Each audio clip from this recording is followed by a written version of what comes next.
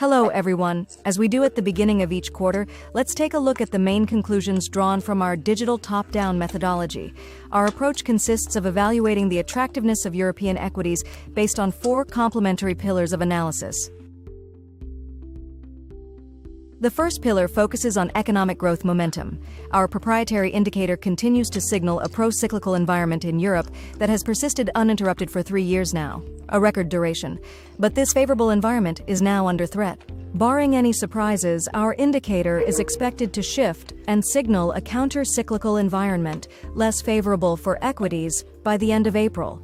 Since 2004, periods of contraction have lasted 14 months on average, with a minimum duration of 7 months and a maximum of 19 months.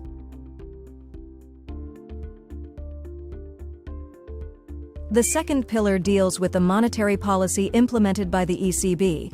The market now expects the ECB to raise rates 3 times in 2026.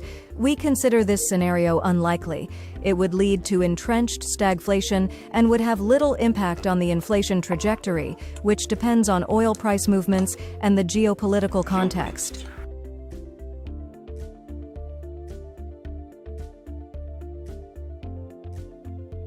The third pillar of our analysis covers valuations.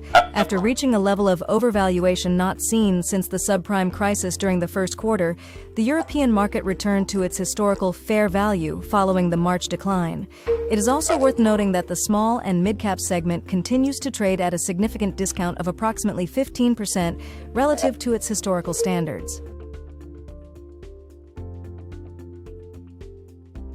Finally, the fourth pillar addresses the behavioral aspect.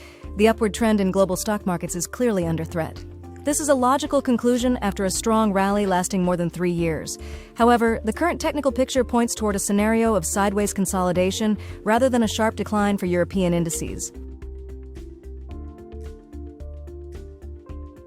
After a rise of more than 60% in European stock markets over the past 3 years, it would not be surprising to see European indices enter a more nuclear phase.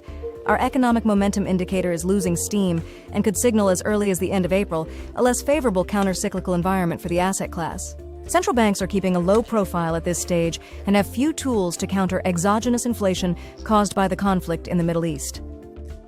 Finally, valuations currently at fair value could also support a scenario of sideways consolidation in the coming months.